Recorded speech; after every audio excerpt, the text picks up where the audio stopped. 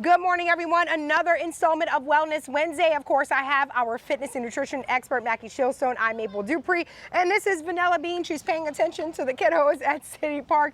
We have been showing you guys over the last several weeks a lot of exercises that you can do to warm up your body leading into working out, or honestly, if you just want to do them to stretch out your hips, your glutes, and any other body part. Mackie is actually going to show us an amazing exercise that is all about the glutes, the butte, because a lot of us, that's a very important area. Well, we've known about this. I see you have this kettlebell. Well, we've known about this exercise for a long time. Okay, tell us about it. Some new research has demonstrated it may be one of the most effective for the gluteal muscles. Okay. You got the glute max, which is the big one, the med and the min. The med is on the side here, controls your ability to turn out. For instance, in tennis, external rotation out. So the single leg Romanian deadlift can be done with or without a weight. I'm going to get a slight bend in my stance leg. Yes. And again, I go over, come down, and come back up. Okay. So the whole idea is I get a stance, I want to come in close, and it's a pendulum.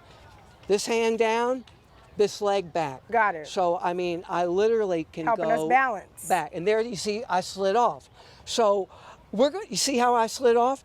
We're going to show you a variation now to help prevent that sliding off. And we're going to use a stabilizing leg, the back. You will see me put 90% of my weight on the front leg, okay, and only 10% of the back.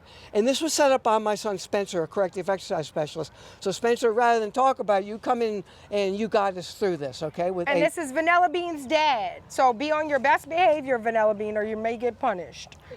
No, she's so sweet. She's the sweetest. Okay, all right, so I lost the mic. I didn't realize it was up so high. We have our kettlebell. You guys showed us the regular version. Now let's talk about, this is more of a modified and a safer version, especially for people who are not maybe used to this, or you may have a hard time with balancing. So what's Mackie doing right now? Well, he's getting ready, setting his feet up to then pick up the weight and get Yes. going.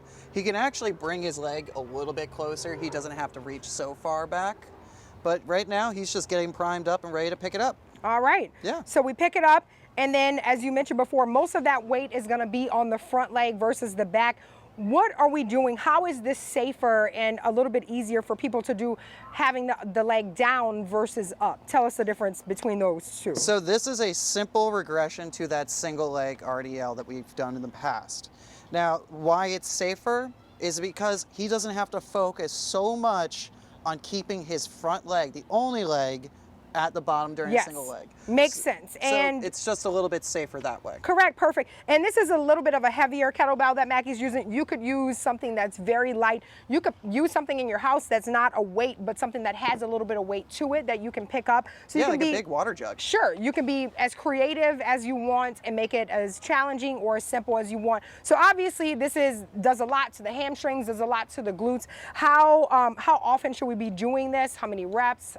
Should we be holding it? Second-wise, tell the people. I would definitely say tempo, tempo, tempo. That's the most important thing. So you want to do this anywhere from 8 to 15 times. Okay. And when you go down, you want to go down slowly because it's going to force you to stabilize and control. Yes. And then you want to come up at a normal pace and then hold for about 2 seconds at the top. Clench that butt. And what does that do? Well, when you're going down, you're building that loading phase, that eccentric phase. You're building strength and tension during that time. Okay. When you come up, you're just activating the muscle. And then the holding at the top, you're building that connection to the body and the mind. And that's what's really important. Yeah, and so you're allowing yourself to not rush. Slow and steady wins the race. You're actually training your brain and body to work together. What you got? Well, notice again, I'll bring in breathing. When I come up, I'm exhaling. You don't see that, but I'm exhaling. Yeah. Notice that I warmed up by doing a couple of reps without picking up this kettlebell, which is 20 pounds. I wanted to get my motion. I wanted to find my balance point. Jumping right into it without achieving a balance point is counterproductive. You just spend more time trying to get the balance than stabilizing. Remember, stability, mobility. So it's a combination of add in that breathing and you put 10% of the weight forward and 90% in the back, and this is the old stabilizing leg. And you saw Spencer move me a little bit forward on the back leg, which is the stabilizer, in order to let me have better balance. Perfect. Well, thank you guys. Definitely some amazing information and can be life-changing if you do this consistently. Please visit maxwellnutrition.com, find all of this incredible information, and definitely visit wwltv.com and click on the Health tab. We'll see you next week. Come on, Vanilla Bean. Let's go, girl. Beanie.